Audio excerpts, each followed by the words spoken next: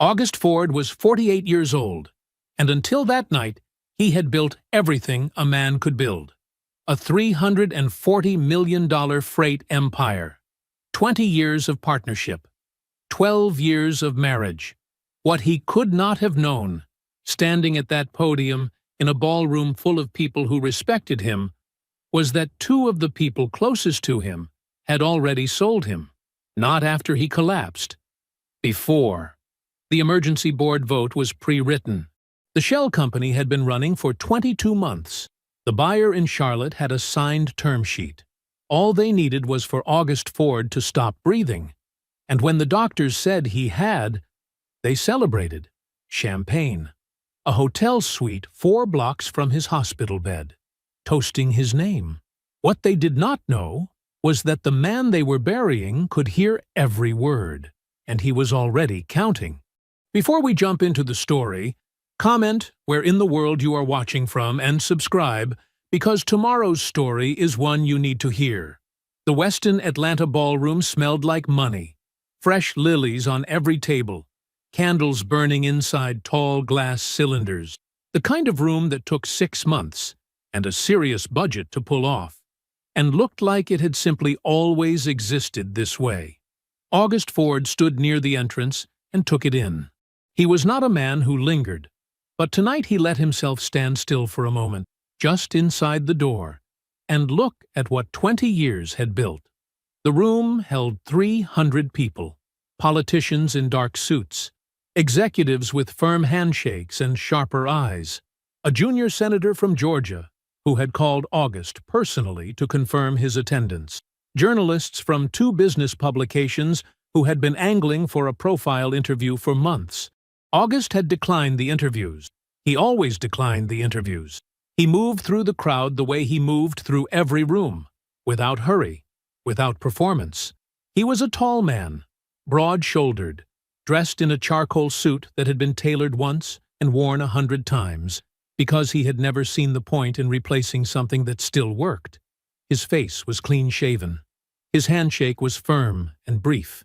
He remembered names without trying, which people always found disarming, and he asked exactly one question per conversation, the kind that required a real answer, before moving on.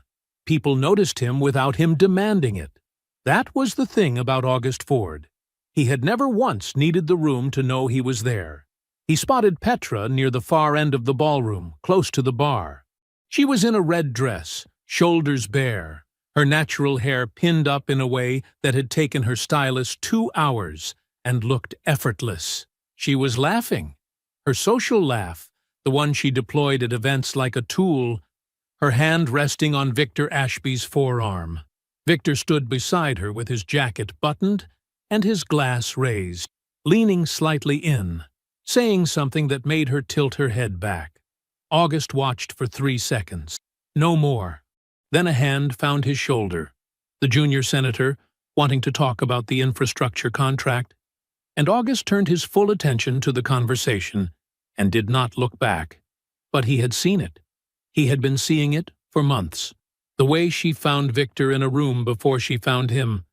The way her posture changed, opened up, loosened, when Victor was nearby. Small things, edge-of-the-frame things. August filed them the way he filed everything that was not yet ready to be acted on. Quietly, precisely, without reaction. The truth always finished its own sentence if you gave it enough time. The podium was set on a low stage at the north end of the ballroom. August was introduced by the company's VP of Government Relations with a brief and accurate summary that he did not fully hear, already thinking about the first sentence of his remarks. The applause when he stepped up was long and genuine. He waited for it to settle. 20 years ago, he said, I borrowed money I wasn't sure I could pay back, rented a warehouse off I-20 in Birmingham, and put 3 trucks on the road. He paused. Let the room sit with it. 3 trucks, a second-hand manifest system, and the belief that if you built something real, something honest, it would last. He talked for 9 minutes. He had written nothing down. He spoke about the federal contract, $80 million, the largest in the company's history. A 5-year infrastructure build that would run freight across 7 southeastern states. He named the drivers and the dispatchers and the warehouse supervisors who had been with the company since the Birmingham days. He named them by name. The room grew quiet in a way that meant people were actually listening.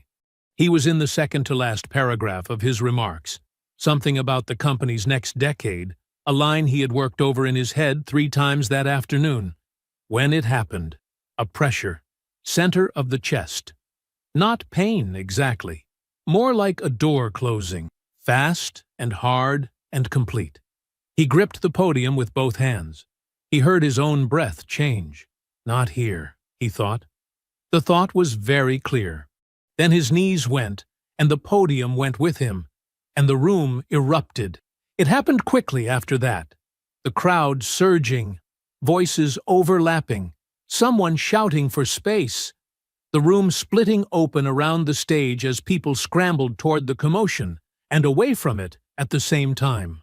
Darnell Ford was 20 feet back, holding a glass of water he had been carrying to his uncle before the speech started. He stood frozen for 1 second, the glass still in his hand, watching the paramedics from the event's medical detail push through the crowd toward the stage. And then he saw it. Petra reached for Victor, not for August, not toward the stage where her husband had just collapsed. She turned, and her hand found Victor Ashby's hand, and he closed his fingers around hers, and neither of them moved toward the stage for a long moment. It lasted 2 seconds, maybe 3. The room was chaos. Nobody was watching.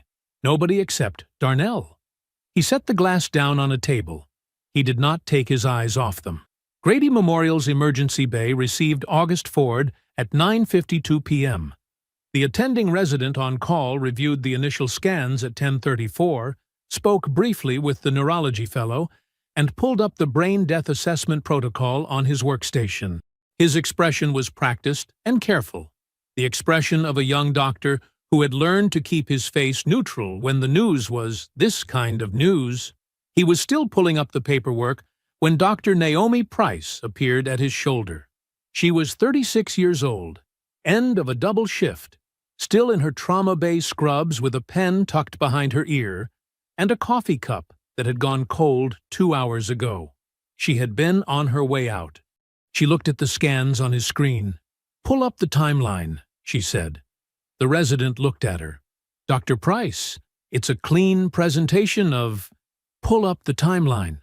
He did. Naomi stood very still. She looked at the injury pattern. She looked at the documented window of oxygen loss. She looked at the 2 numbers side by side and felt the specific discomfort she had learned, over the years, to never ignore. They did not match. "Order a full neurological panel," she said. "And don't file anything yet. The family is expecting—" "I know what the family is expecting." She took the chart from his hands. "Order the panel." In room 4 North, August Ford lay still on a ventilator. The machine breathed for him in a slow, mechanical rhythm. His hands rested on top of the blanket. The monitors above his bed glowed green and steady. Down the hall, in the family waiting area, Petra sat with her coat still on and her phone in her hand. She looked at the screen, typed slowly, precisely. "The doctors aren't hopeful. I need you here." She sent it. Then she folded her hands in her lap and looked at the floor and waited. The vinyl chair in room 4 North had no cushion left worth mentioning. Estelle Ford had been sitting in it for 31 hours. She had not asked for a more comfortable chair. She had not asked for much of anything, only that the nurses let her stay past visiting hours, which they had, because there was something about the way she sat that made the request feel less like a favor and more like a fact. She was a small woman, 72 years old, with close-cropped silver hair, and hands that had worked hard for a long time and showed it. She sat straight, both feet flat on the floor. Her son's hand held loosely in both of hers, the way she had held it when he was 7 years old and burning up with fever in a Birmingham apartment, where the ceiling fan was the only thing moving the air. She was not crying. Estelle Ford had never seen the use in crying before a thing was finished. And this was not finished. The monitors above August's bed glowed green. The ventilator breathed its slow, patient rhythm. The room smelled like antiseptic and recycled air, and somewhere down the hall, a cart wheeled past with a loose wheel that clicked every third rotation. And Estelle listened to it fade, and then sat in the quiet again. She had eaten crackers from the vending machine, half a cup of coffee that went cold before she got to the bottom. She was not hungry. She was not tired, exactly. She had moved past tired into something harder and more permanent, a state of simply being present that required no maintenance. She looked at her son's face. Still, familiar. The face of a man who had never once, in 48 years, asked her to feel sorry for him. Down the hall, the family waiting area was empty. Petra was not there. Petra was 4 blocks away. Suite 1104 at the Lowe's Atlanta Hotel had a corner window that looked out over Peachtree Street, and at this hour, just past 9:30, the city was still lit up in amber and white, all that restless electric glow that never fully went dark. Petra stood at the window in the silk robe she had packed in a bag she had not explained to anyone. Her bare face reflected faintly in the glass, and watched a cab move through the intersection below. She heard the knock at 9:41. Victor came in with his jacket over his arm and a bottle of Veuve Clicquot tucked under the other, not the rosé, the good one, and he moved through the door the way men move when they have stopped being careful. He set the bottle on the table by the settee, peeled the foil back with practiced fingers. Petra watched him. Is that appropriate? It's appropriate for us. The cork came out with a clean, quiet pop. He poured 2 glasses without asking and held one out. She took it. They sat on the settee by the window. Atlanta spread out below them, and Victor talked. He had been waiting to talk for a long time.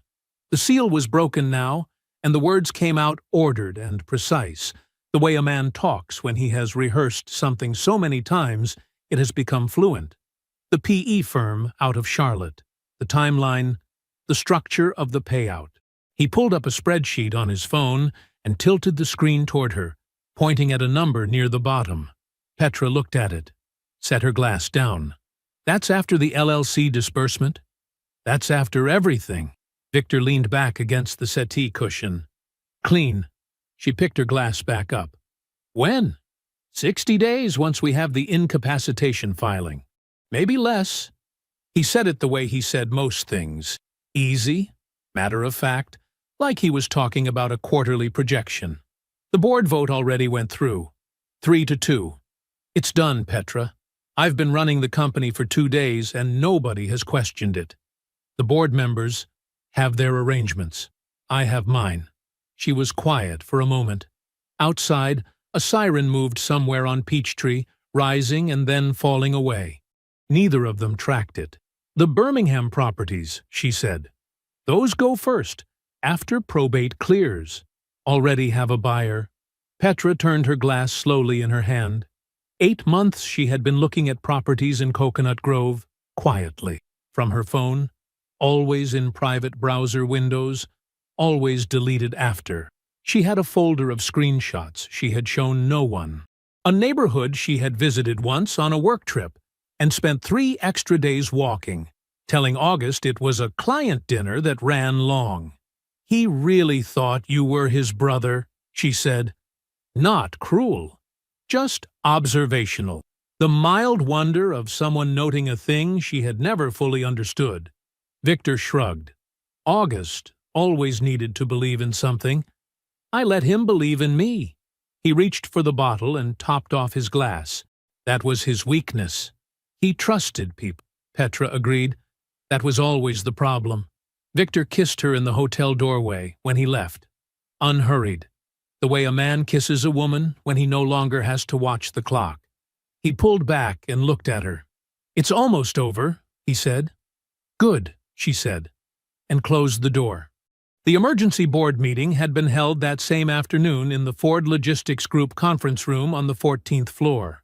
Victor had called it that morning, framing it in an email to the full board as a continuity of operations necessity. Language careful enough to sound procedural and vague enough to mean almost anything. The room held 7 people when it convened at 2 o'clock.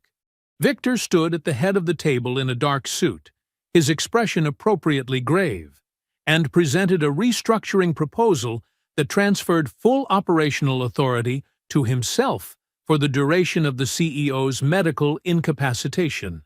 He spoke for 12 minutes. He had slides. 3 board members voted yes. 2 abstained. Victor thanked everyone for their time and adjourned the meeting before anyone could ask a follow-up question. In the back of the room, near the credenza with the water pitchers and the untouched fruit platter, a junior operations employee sat with his hands folded on the table.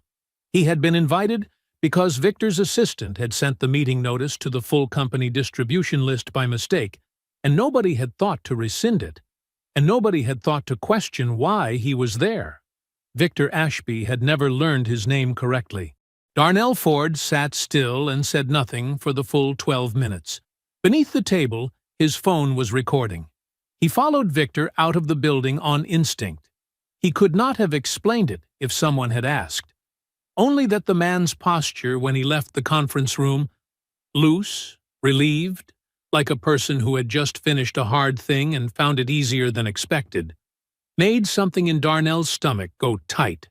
He kept distance, stayed on the opposite side of the street, watched Victor walk 4 blocks north on Peachtree, and disappear through the revolving door of the Loews Atlanta Hotel. Darnell stood on the sidewalk for a moment. Then he walked to the parking garage entrance, found his gray Nissan Sentra on level 2, and sat behind the wheel.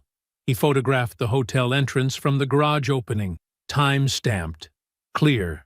Then he sat. He did not fully know what he was doing. He only knew he was not ready to leave.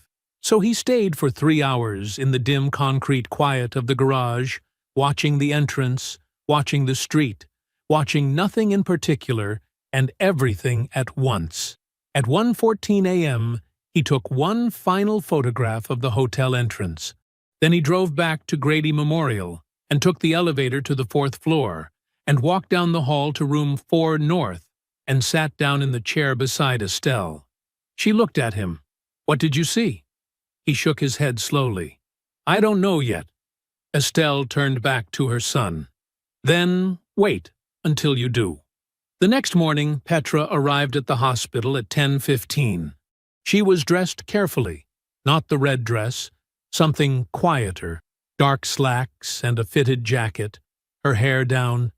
She moved through the lobby with the composed expression of a woman managing something difficult with dignity. She stopped at the family waiting area on the 3rd floor and sat down across from an older man in a gray suit who opened a leather portfolio when she arrived. He was an estate attorney. His name was on the top of a business card Petra had already been holding when she sat down. She had the documents out before he finished uncapping his pen. Organized in a manila folder, tabbed. She asked about probate timelines. She asked about access to joint accounts during a period of medical incapacitation. She asked whether a verbal declaration from a physician constituted sufficient grounds to begin proceedings, or whether a written assessment from 2 independent doctors was required. The attorney answered her carefully, his eyes moving between her face and the documents, his expression professionally neutral and not quite comfortable. Estelle Ford saw her from across the room. She had come down for coffee. She stood at the edge of the waiting area with her paper cup and looked at her daughter-in-law sitting with a man and a folder full of organized paperwork.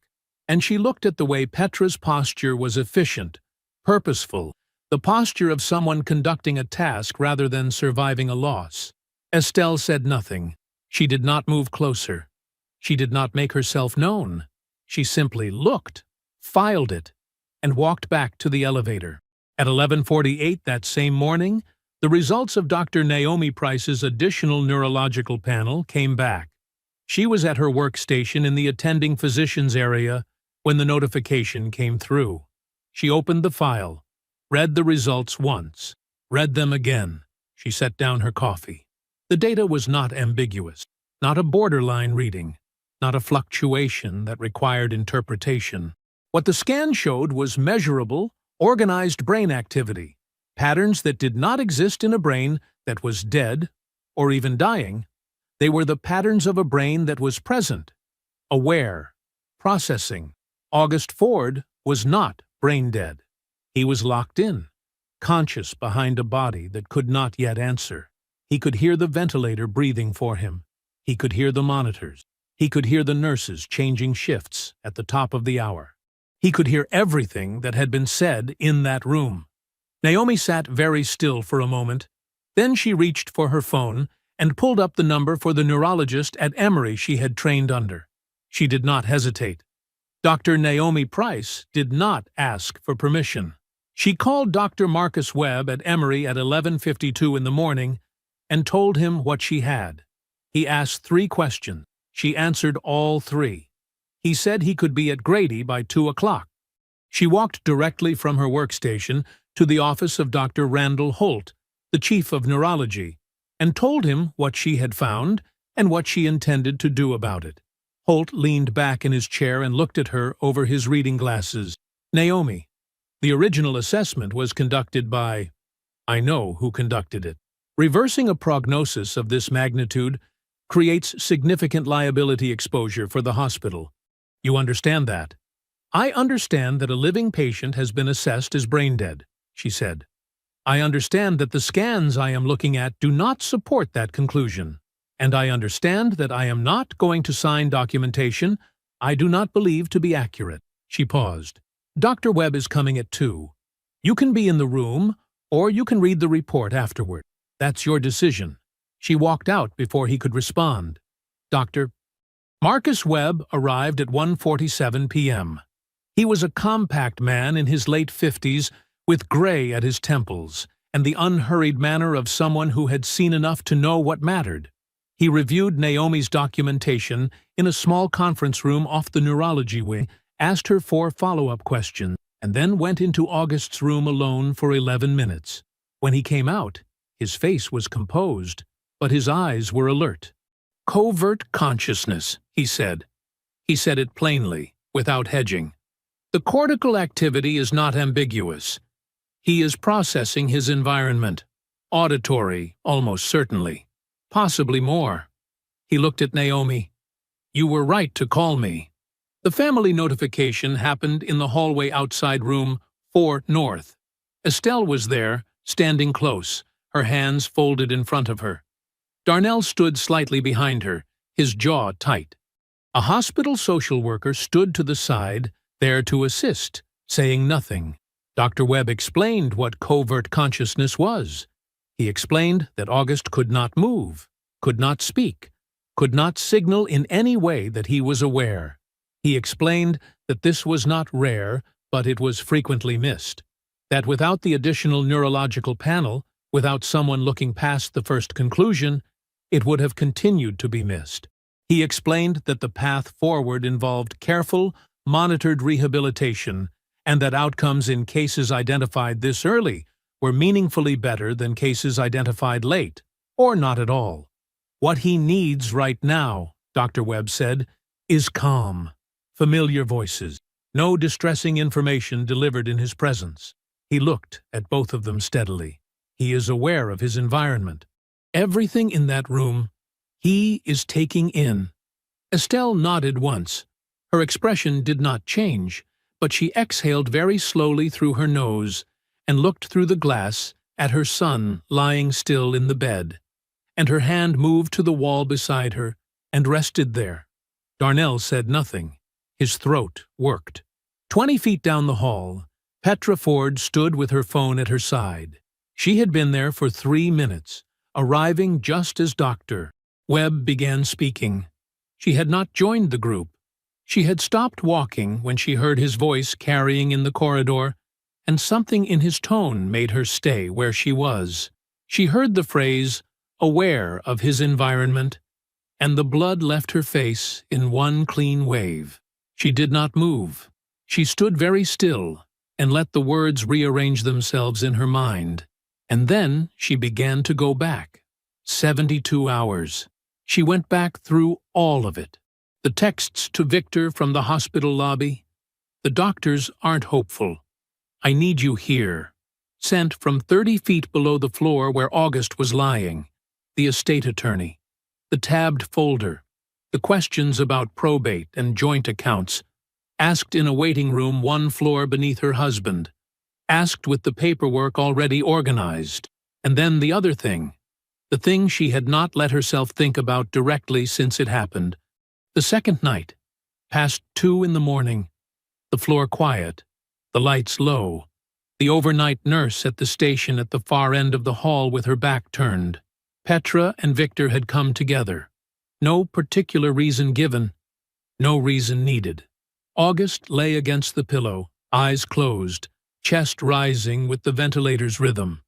The monitors cast a faint green light across the room. Petra had stood at the foot of his bed and looked at him the way you look at a problem that is nearly solved. She had said, her voice low and even, "Birmingham properties first. Once probate clears, Victor already has the buyer." Victor had lifted his coffee cup toward the bed. Unhurried, almost amused.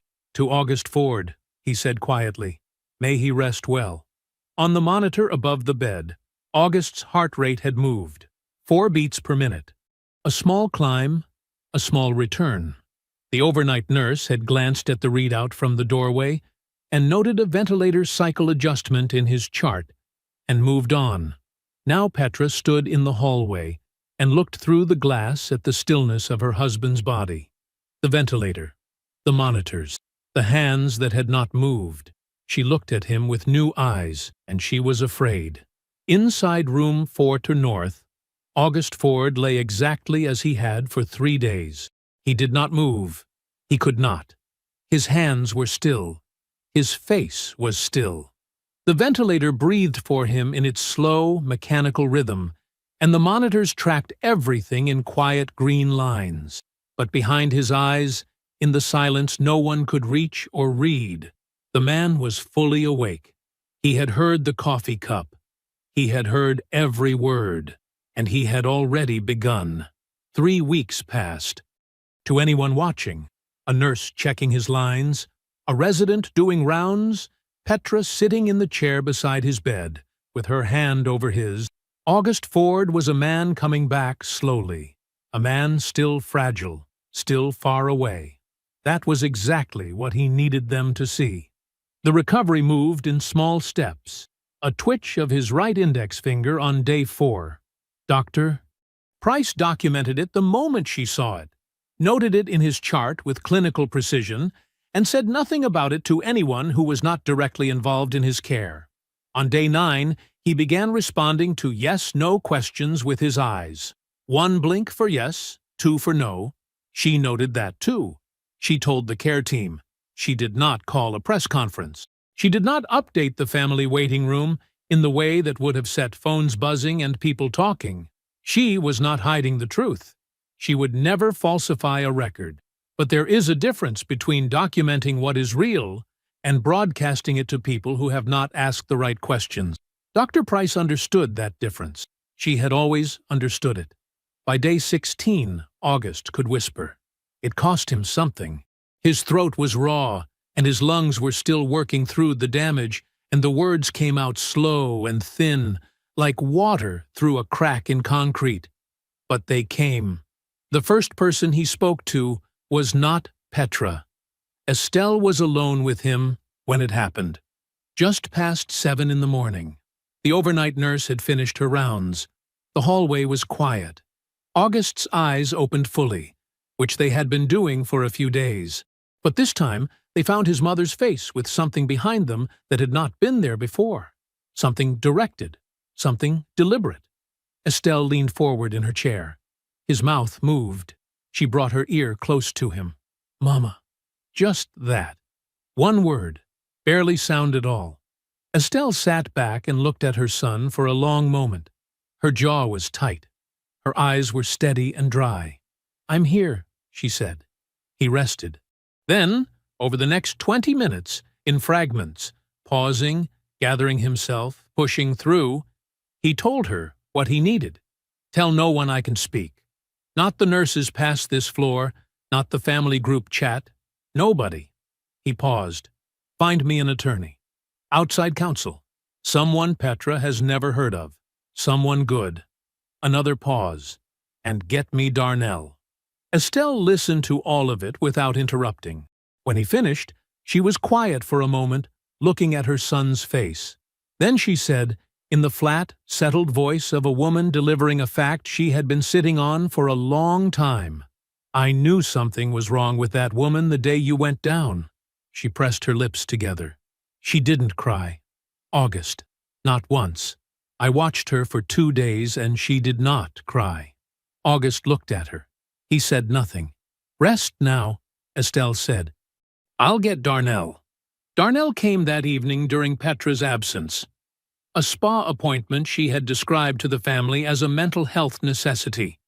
He came in quietly and sat down beside the bed and looked at his uncle with the expression of a young man trying very hard to hold himself together.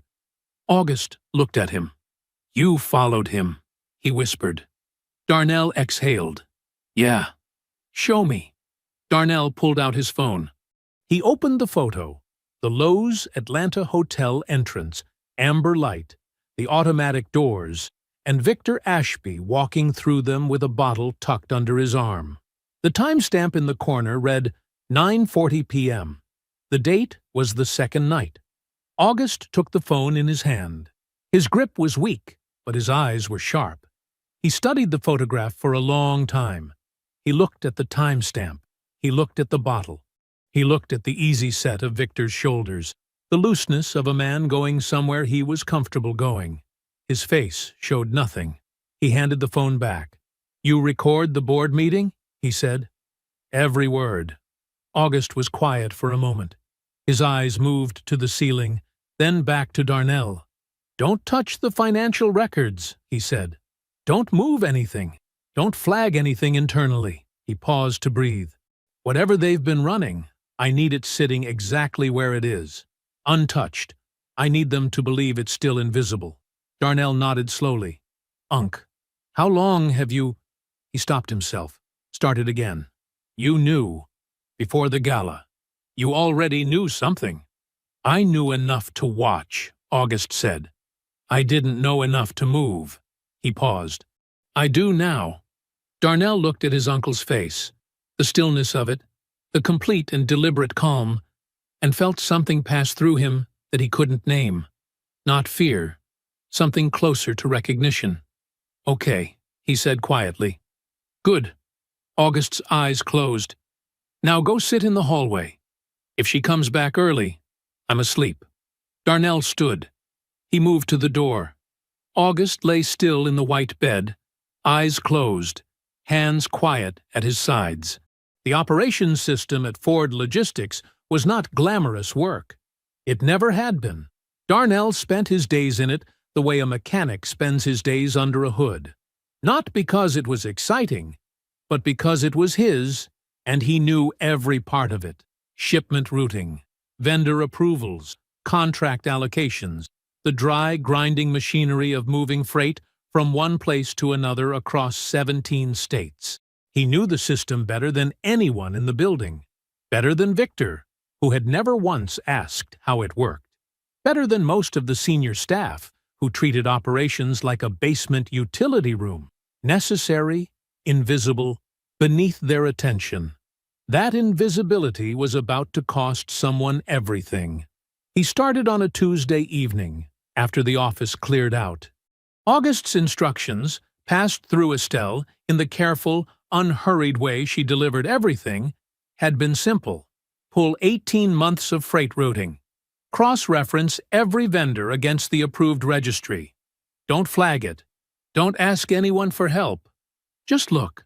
Darnell sat alone at his workstation with the door closed and started looking. The first day, he found nothing that jumped out. Routing patterns looked normal at the surface level. The usual mix of approved carriers, standard regional vendors, the big national accounts that had been on the books for years. He printed nothing. He just read. The second day, he slowed down. He had learned, over 3 years in operations, that the wrong thing rarely announces itself. It hides inside the right-looking thing. A vendor name 1 letter off from a legitimate one. An approval signature that matched the right format, but came from an account he didn't recognize. A routing fee that was 5% higher than the contract rate, month after month after month, small enough to look like a rounding adjustment and consistent enough to be a policy. He found the first one mid-morning, a consulting services line item attached to a freight contract out of the Memphis hub. The vendor was listed as Ashby Graves Holdings, LLC. The fee was $1,400. He stared at it. Ashby. He knew that name. Everybody at Ford Logistics knew that name. Graves. He sat with it for a moment, then he typed the name into the vendor registry search. Ashby Graves Holdings was not in the registry. It had never been formally approved. It appeared in the system the way a ghost appears in a photograph. Present, inexplicable, and deeply wrong. He kept pulling. By the end of the third day, he had found 31 separate instances across 9 regional hubs: Memphis, Birmingham, Charlotte, Jacksonville. Each one a consulting fee or a vendor billing attached to a legitimate freight contract. Each one paid to Ashby Graves Holdings, LLC. The amounts ranged from $11,000 to just over $60,000. Unremarkable individually. Added together, across 18 months, they came to just over $4.1 million. He ran the LLC name through a public business registry search on his personal phone, away from the company network. Ashby Graves Holdings had been incorporated in Delaware 22 months ago. He did the math without wanting to. 22 months ago was 2 months before the anniversary trip Petra had planned for her and August, the one she had apparently been so enthusiastic about. The one August had mentioned once in passing, like it was a good memory. 2 months before that trip, someone had laid the financial foundation for what came after it. Darnell sat back in his chair. The screen glowed in front of him. The office was dark except for his monitor and the thin stripe of light under the door from the hallway. He had spent 3 years at this company watching Victor Ashby walk through the building like he owned it. Like the name on the door was a technicality. Like August Ford was a figure on a logo, rather than a man who had built every single thing Victor touched. Now he understood what Victor had actually been doing all that time. This was not an affair with his uncle's wife. That would have been bad enough. This was something colder and more deliberate than that. The affair and the money were the same thing, the same decision, made at the same time, executed over nearly 2 years with the patience and precision of a man who understood supply chains because he had spent 2 decades watching one be built. They had a shared ledger, a shared LLC, a shared exit. August Ford had not just been betrayed by the people closest to him, he had been systematically robbed by them. Darnell printed everything. He did it carefully, during a window when the floor was empty, using the printer in the supply room at the back of the building. He stacked the pages, tapped them straight, and folded the entire set once down the middle. He tucked it inside a plain manila folder and put the folder under his jacket. Then he drove to Grady Memorial. Petra was at her spa appointment. Darnell had confirmed it through Estelle before he left the building. He came in through the side entrance, nodded at the nurse he recognized from the overnight shift, and walked down the hall to room 4 North. August was awake. He was always awake now, though no one outside this floor knew how completely. His eyes tracked to Darnell the moment the door opened. Darnell sat down. He pulled the folder from under his jacket and set it on the bed. August picked it up with both hands.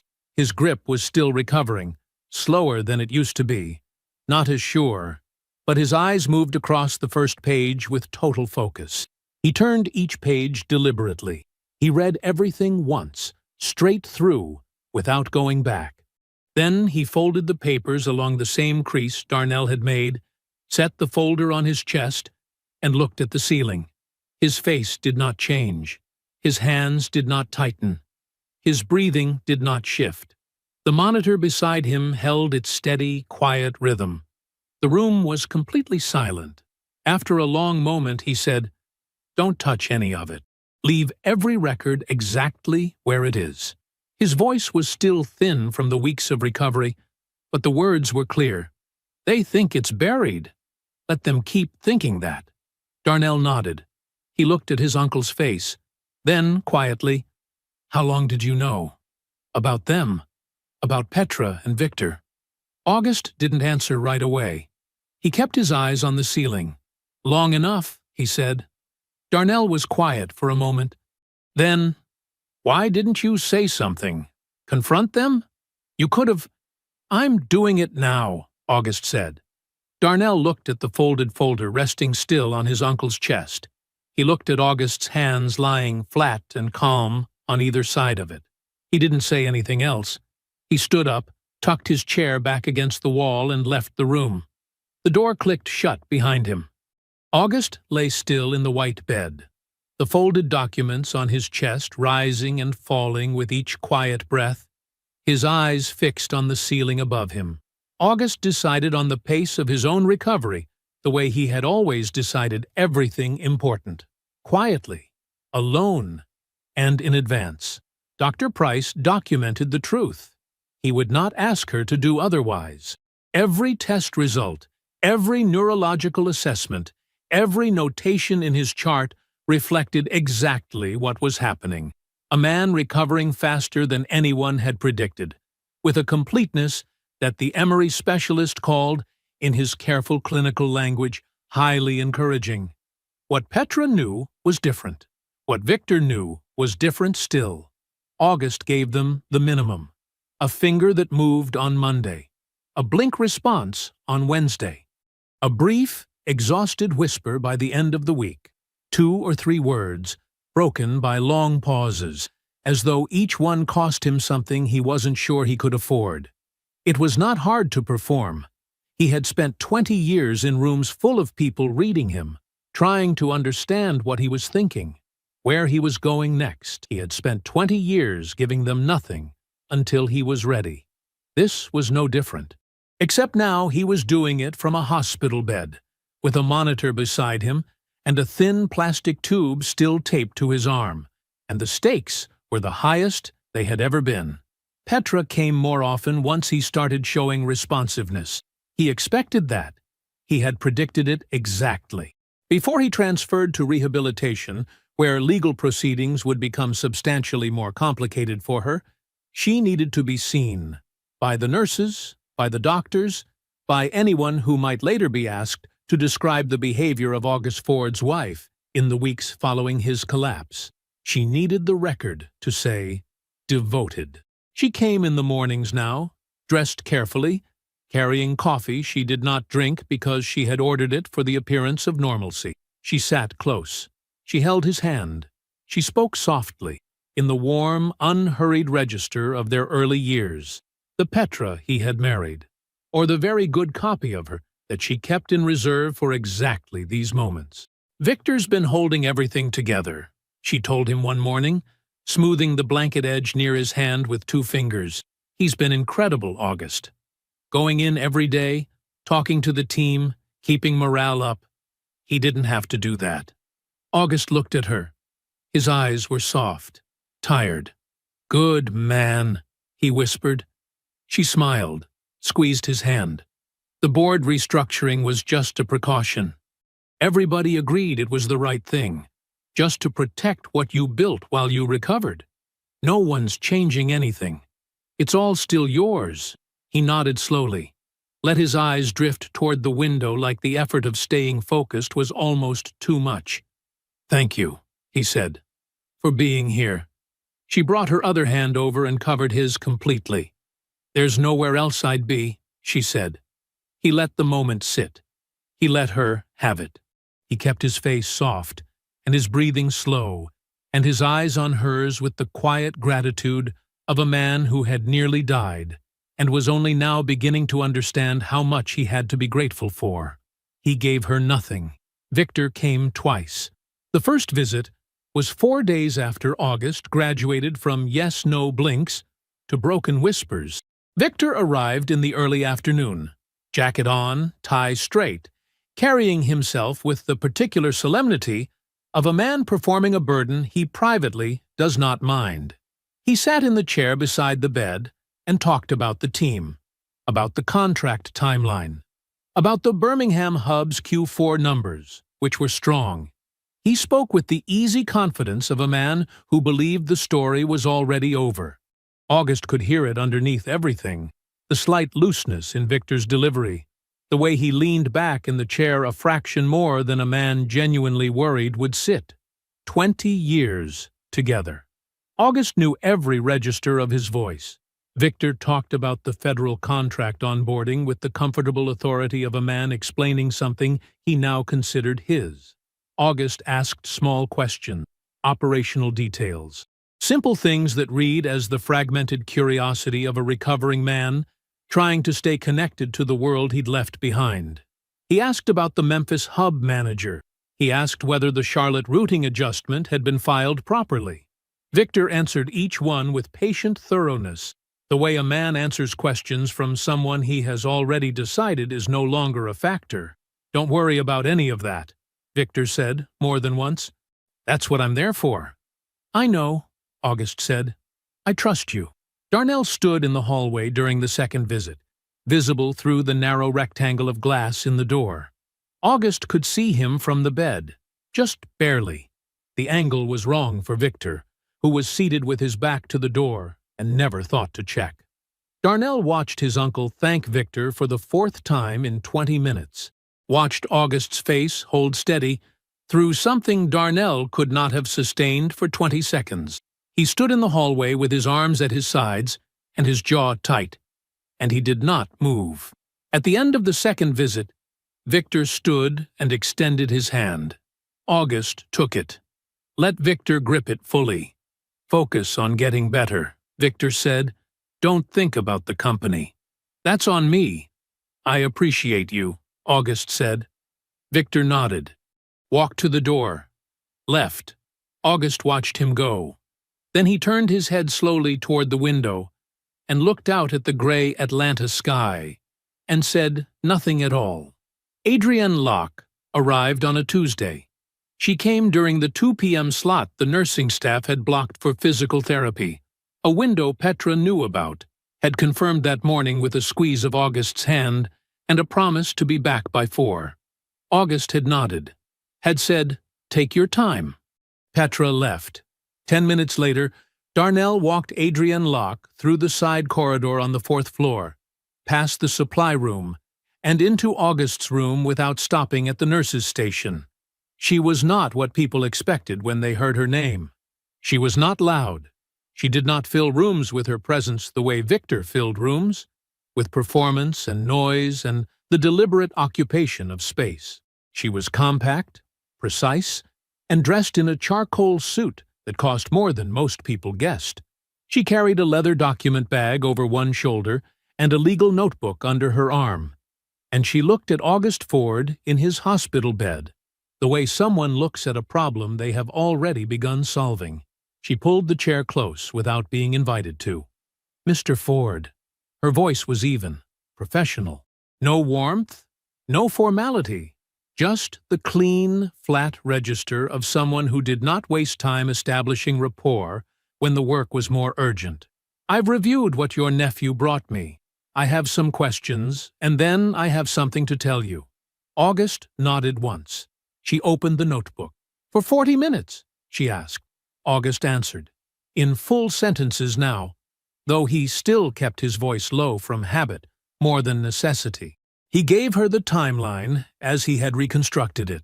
The gala, the board meeting Darnell recorded, the Lowe's Hotel, the estate attorney in the waiting room, the 2 a.m. visit to his room. He gave her the behavioral markers, the practiced ease between Petra and Victor at the gala, the body language that did not belong to people who had something to hide, but to people who had already stopped hiding it. He gave her the LLC documentation Darnell had pulled from the vendor records. He gave her all of it, in order, without editorializing. Adrienne wrote. She asked clarifying questions in a flat, steady voice. She did not react to any of it. When he finished, she set the pen down. I ran Victor Ashby's financial trail past the LLC, she said, past the diverted contracts, all the way out. She reached into the document bag and placed a single printed page on the bed beside August's hand. Victor Ashby has already sold Ford Logistics Group. The room was quiet. The deal is with a private equity firm out of Charlotte. The term sheet is signed. The structure is complete. The purchase price is $290 million. She let that land. The transaction has one closing condition. 1. August Ford must be either deceased or declared mentally incapacitated and formally removed from the board before the deal can execute. The closing window is 60 days from the night of the gala. She paused. Victor needed 90 days of your absence to make it clean. August did not move. His eyes stayed on her face. Through Ashby Graves Holdings, she continued, structured on paper as a consulting services agreement with the acquiring firm, Victor and Petra stand to collect approximately $90 million combined. On top of Victor's equity payout from the sale itself, the LLC was the vehicle, the affair was the partnership, the consulting agreement was the exit structure. She folded her hands on the notebook. They didn't just plan to take your company. They planned to get paid twice for delivering it. The monitor beside the bed kept its quiet, steady rhythm. August looked at the printed page. He did not pick it up. He looked at it the way he had looked at the LLC documentation Darnell brought him, the way he looked at every number that confirmed something he had already understood, not with surprise, with the still, cold recognition of a man watching a proof complete itself. He had built Ford Logistics Group from Birmingham freight routes and borrowed money and 20 years of decisions that never once prioritized anything over what was right for the company.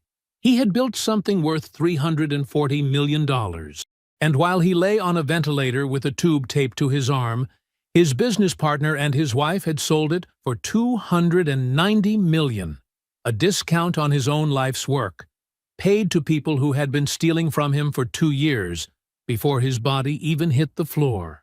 The silence stretched. Then Adrienne said, "What do you want to do?" August looked up from the page. He was quiet for a moment, not because he didn't know, because he wanted to say it right. "I want to let them get all the way to the table," he said. "All the way to the edge of it. Every step, every document, every conversation where they think it's already done." He paused. "And then I want to flip it." Adrienne held his gaze. Then she nodded once. Not agreement, exactly. Confirmation. "Then we move, when you say." She picked up her pen. "I'll need to prepare 3 separate filings. I'll begin tonight." She wrote without looking up, her pen moving steadily across the page. August lay back. He looked at the ceiling. He said nothing more. Adrienne closed the notebook at 10 minutes past 3. She returned the printed page to her document bag, clipped the pen, and stood. "I'll be in touch through Darnell," she said. August nodded. She left without ceremony, the way she had arrived, quietly, through the side corridor, without stopping at the nurse's station. The room settled back into silence. The monitor kept its rhythm. Outside the window, the Atlanta afternoon was gray and still, the kind of sky that holds everything in without releasing any of it. August lay with his eyes open. Every piece was in place. The Thursday morning was cool and clear. October light came down flat and clean over the Grady Memorial entrance, the kind of light that made everything look sharper than it was. August Ford walked out of the hospital on his own 2 feet. He moved slowly, carefully, the way a man moves after 6 weeks of rebuilding. But he moved. His charcoal overcoat hung loose on a frame that had dropped 12 pounds since the gala. His face was thinner, but his eyes were the same, still, level, taking everything in without announcing it. Dr. Naomi Price stood just inside the entrance and watched him go. Her final assessment, filed that morning, documented a full neurological recovery, remarkable in its completeness, language she had chosen with precision. Every word was accurate. Every word was hers. A brief press statement had gone out 2 hours earlier through the company's communications office. August Ford is recovering at home and will return to active leadership of Ford Logistics Group in due course. 11 words that said nothing and changed everything. Outside, Petra was waiting. She had dressed carefully. A camel coat, understated. Hair pulled back. The kind of presentation that photographed as composed grief, giving way to relief. A woman who had been through something and was still standing. She took his arm with both hands the moment he reached her. Her fingers wrapped around his forearm and held, and she turned her face toward him and smiled in the way she had always been able to smile. Warmly, completely, like there was nothing behind it but the feeling itself. The photographer from the communications team took 3 frames. August looked at the camera. His expression was calm. Petra's hands stayed on his arm for the duration. He let her hold it. Adrienne Locke had been busy. In the 4 days before the discharge, she had filed 3 separate legal actions, each one built on documentation so precise and so thoroughly sourced that the filings read less like accusations than autopsies.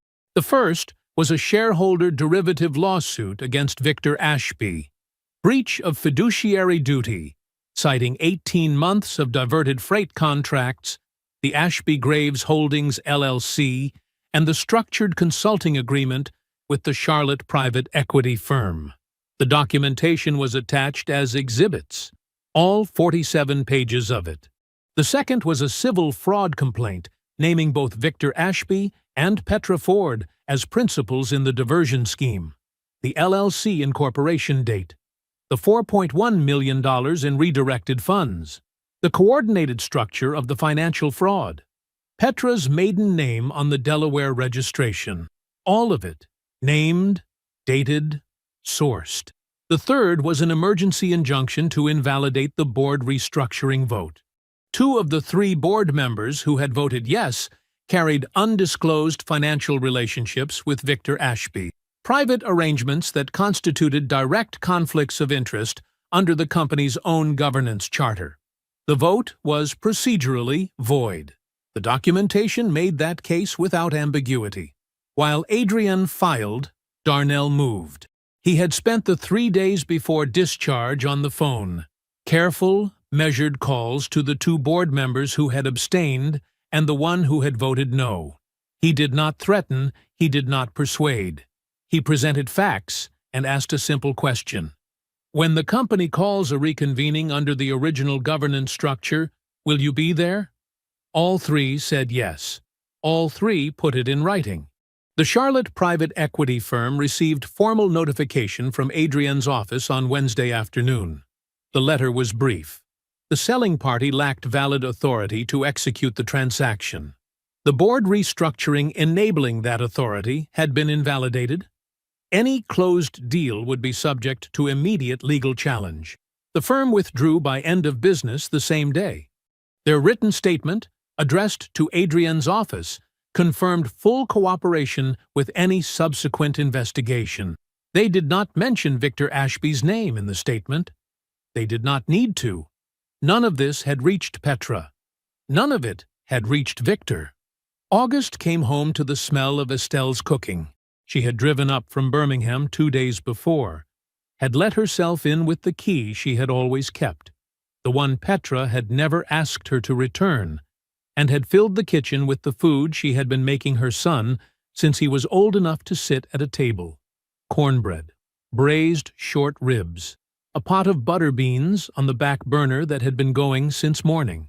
He sat down at the kitchen table and ate. He slept in his own bed that night. The bed in the house Petra had been quietly planning to sell for 8 months, and he slept without difficulty, without interruption, through the full dark and into the gray of early morning. He gave Petra 3 days. 3 days of normalcy. 3 days of Petra moving through the house with the careful warmth she had been performing since he first showed signs of responsiveness. 3 days of August saying thank you and eating his mother's food and looking, to anyone watching, like a man focused entirely on the slow work of getting well. He let her feel it. He let the quiet settle over the house like something permanent. On Sunday evening, he picked up his phone. He called Victor first. His voice was warm, easy, the voice of a man who trusted the person on the other end. "I think I'm ready to talk about the company," he said. "Come by the house Tuesday. We'll sit down together, you and me and Petra. Just a family and partnership update before I figure out my return." Victor agreed immediately. He said he was glad to hear August sounding like himself. August said he appreciated everything Victor had done while he was down. Then he called Petra's cell. Same tone, same ease. "I'd like us all in the same room," he said. "Tuesday morning. I think it'll be good." "Of course," Petra said. "Whatever you need." He told her he loved her. She said it back. He ended the call and set the phone on the table in front of him. The kitchen was quiet. Through the doorway, he could hear the low sound of the television in the next room where Estelle was settled for the evening. August sat with his hands flat on the table. He did not move. He did not need to. They arrived together. That was the first thing August clocked. Not the sound of one car in the driveway. 2 doors. Victor's black Escalade pulling in behind Petra's Mercedes, both of them walking up the front path side by side, close enough that their arms nearly touched. August watched from the window. He had wondered about that. Whether they would be careful enough to arrive separately, to maintain the performance right up until they were inside. Whether they still believed there was something to protect. They didn't. They had stopped being careful. The plan had worked, as far as they knew. The company was Victor's. The estate machinery was already turning. August Ford was home recovering, grateful and weak, calling meetings about his return, in a warm, easy voice that confirmed everything they had already decided about who he was. It was already over. They just had to sit through this last part. August let them knock. Darnell opened the door. He said nothing beyond a nod. He stepped back and let them in, and if either of them thought anything about the way he looked at them, flat, steady, a look that gave nothing, they did not show it. The house was quiet. Petra moved through the entryway with the practiced ease of a woman in her own home. She slipped off her coat. She said the house smelled good, and smiled in the direction of the kitchen, where the faint warm scent of Estelle's cornbread still lingered from the morning. Victor came in behind her, jacket on, collar open. The expression of a man arriving at a meeting he has already won. Then he stepped into the living room and stopped. Adrienne Locke sat in the chair by the far window, ankles crossed, a leather portfolio resting closed on her knee. She did not stand. She did not smile.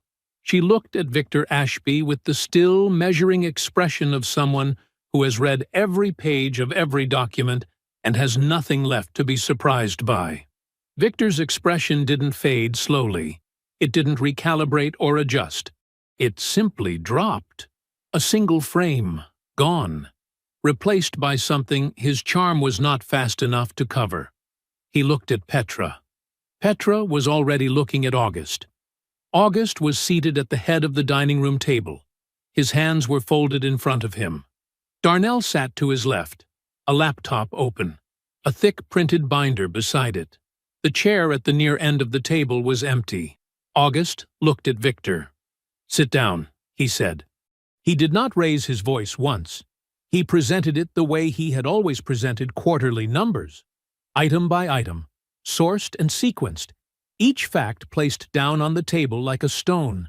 The LLC, Ashby Graves Holdings, incorporated in Delaware. He said the date, 22 months ago. He said Petra's maiden name was on the registration. He let that sit for a moment before he moved on. The diverted contracts, 18 months. Darnell turned the laptop to face the table.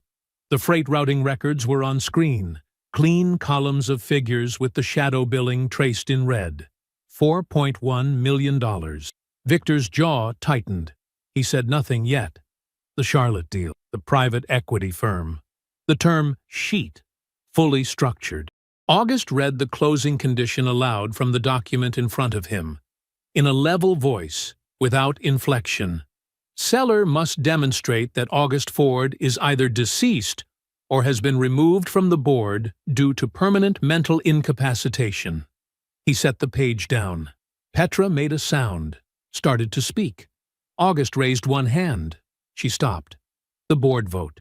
The two board members with undisclosed financial arrangements. The charter violations. The procedural defects that rendered the restructuring void from the moment it passed. He laid it all out. He did not editorialize. He did not need to. Petra tried again when he paused to turn a page. Her voice came out too quick, too high. August raised his hand a second time. She closed her mouth. When he was finished, the room was very quiet. Victor sat with his forearms on the table, his weight forward, and he looked at August with the expression of a man running calculations. Then he started talking. His voice rose as he went, controlled at first, then climbing. He called it a value creation strategy. He said that August's incapacitation had created a fiduciary responsibility to consider all available options. He said that everything he did was to protect the company, protect the shareholders, protect the legacy that both of them had built together. He spoke quickly. He used the words partnership and responsibility and no choice, and you have to understand in the automatic fluency of a man who had been rehearsing the speech for 6 weeks. August let him finish. The room was quiet again. "You toasted me in my hospital room," August said. 2 in the morning. You raised your coffee cup. His voice did not change. "You thought I was gone." Victor said nothing. "You were wrong." August slid 2 documents across the table. Straight, precise, one after the other. The first landed in front of Petra. Divorce proceedings, filed that morning. The forensic documentation was attached as exhibits. The LLC, the fraud complaint, the full scope of the financial record. The second landed in front of Victor. His removal from the board. Termination of partnership, lawsuit notification, asset freeze documentation. Victor stood up hard. His chair scraped back and struck the wall behind him. He said there would be countersuits.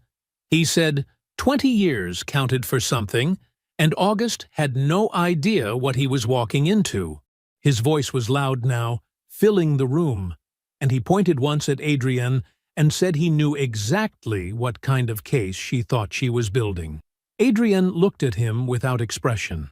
August did not look at him at all. "Leave my house, Victor." Victor left.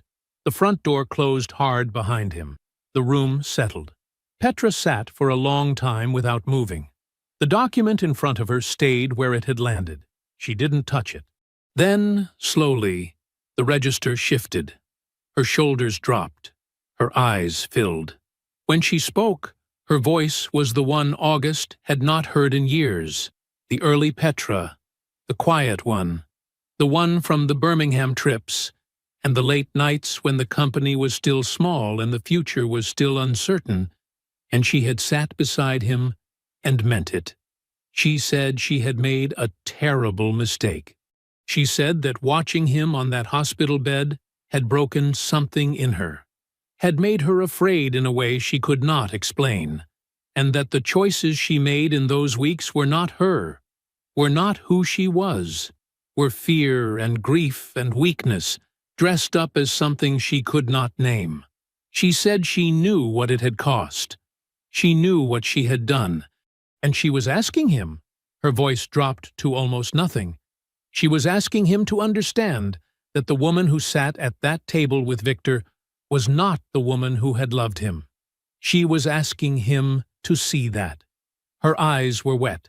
Her hands were still. August sat across from her and listened to all of it. His expression did not change. When she finished, the silence held for a long moment. "The LLC was incorporated 22 months before I collapsed," he said quietly. "The fear you're describing didn't exist yet." He stood. "Goodbye, Petra." She walked out of his house for the last time. He stood at the window and watched her go. The camel coat, the careful steps down the front path, the way she paused for just a moment at her car door before she got in. Then he turned back to the room. Darnell sat at the table, still.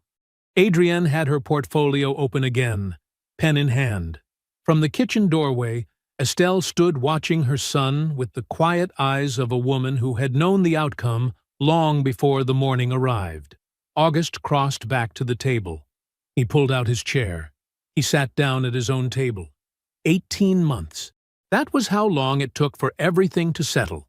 The filings, the countersuits that never materialized, the court dates, the press coverage, the slow exhale of consequence working its way through every room Victor Ashby had ever stood in, and felt confident. August sat at the head of the Ford Logistics boardroom on a Tuesday morning in October. The quarterly report open on the table in front of him. The numbers were the best the company had posted in 20 years.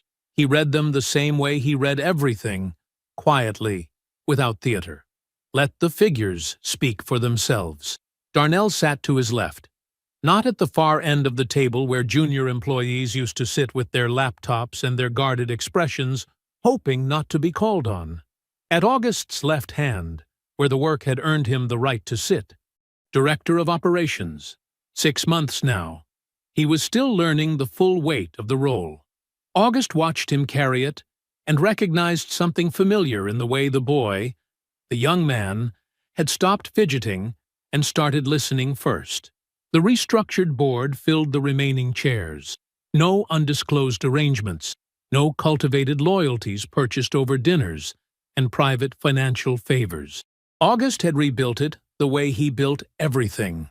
From the ground, with attention, choosing people whose interests were aligned with the company, rather than with whoever was pouring the wine.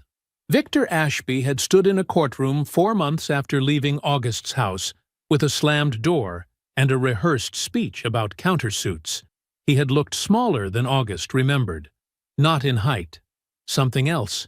The particular smallness of a man whose confidence was always borrowed from the assumption that no one was watching closely enough, and who now understood too late that someone had been watching the entire time. The personal liability had exceeded $6 million. The criminal referral to the Georgia Attorney General's office on wire fraud charges sat on top of that, a separate and heavier weight. His political connections, the ones he had spent 20 years cultivating, the ones he considered his real currency, had gone quiet with the speed of people protecting themselves. Nobody in those circles had time for a man whose name was in the financial press for the wrong reasons. The board members who enabled his restructuring vote had settled with the company quickly and privately. Their attorneys had looked at the discovery exposure and made the only rational calculation available to them. The confidential agreements had financial penalties attached. None of them fought it. Petra had not fought either. Her attorneys, good ones, because Petra had always known how to find competent people, reviewed the full scope of the forensic documentation and told her plainly what contesting any element of the proceedings would produce. More discovery, more exposure, more liability beyond the civil fraud complaint already filed against her. She had accepted a settlement that bore no resemblance to the number Victor showed her on his phone in Suite 1104 of the Loews Atlanta Hotel.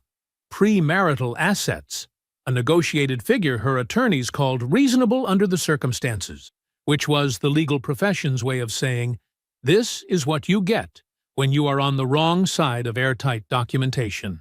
Ashby Graves Holdings remained frozen. The $4.1 million in diverted funds was subject to full civil recovery, grinding through the courts with the slow, inevitable momentum of a process that had nowhere else to go. Petra had relocated to Miami. No announcement, no statement, no carefully worded social media post about new chapters and fresh starts. She simply withdrew from every Atlanta circle she had spent 12 years building: the charity boards, the event committees, the luncheons and galas, and curated adjacencies to people she had decided mattered, and did not return. August heard, through no deliberate effort of his own, that the Coconut Grove property she had been researching privately for 8 months had turned out to be beyond what she could now afford. He did not think about it for very long. The October Gala was different this year. Fewer politicians. More of the people who had actually built something. Drivers, dispatchers, warehouse supervisors from the Birmingham routes that had been there at the beginning, when Ford Logistics was borrowed money and freight routes, and August's complete refusal to quit. Estelle had flown up from Birmingham. She sat in the third row in a deep burgundy dress, her hands folded in her lap, watching her son at the podium with the expression she had always worn when she watched him. Not proud, exactly. Something older than pride. Recognition. August had already booked his own ticket to Birmingham for the following Thursday. He had been going more often, staying longer. Doctor. Naomi Price sat in the front row, her posture straight, looking mildly uncomfortable with the attention in the way of people who act on principle rather than audience. August had established the endowment 4 days earlier. $500,000 to Grady Memorial's ER residency program, in her name, structured as a permanent annual contribution. She had not asked for it. She had not known it was coming. When he told her, she had looked at him for a moment and then said, with the flat practicality he had come to respect completely, "The residents will use it well." That was enough for both of them. He thanked the team at the podium by name, specific names, specific contributions, year and quarter and project, in the careful, unhurried way of a man who had been paying attention for 2 decades and wanted everyone in the room to know it. He acknowledged Darnell with a single nod. Darnell received it the way August would have, still, chin up, eyes forward. Then August paused. He looked out at the room. The Birmingham people, the Atlanta people, the people who had stayed, and the people who had proven themselves when it mattered. And he said something he had never said at a podium before, in all the years of galas and press releases and quarterly reports and keynote speeches. "I built this company because I believed that if you build something real, it lasts," he said. His voice was level. It was always level. "What I learned in the hardest year of my life is that the thing that has to be most real, more than the company, more than the contract, more than the money, is you, your character, your patience, your refusal to let what someone does to you define what you become." He stepped back from the podium. The room rose. August smiled, quietly, the way he always had, the way Estelle had recognized since he was a boy in Birmingham, who never had much, but always moved like he understood something the room had not figured out yet. The celebration lasted 1 night. The consequences took considerably longer. I hope you enjoyed that one. Be sure to like the video and subscribe so you don't miss the next story. I've picked out 2 more for you that I think you'll really like.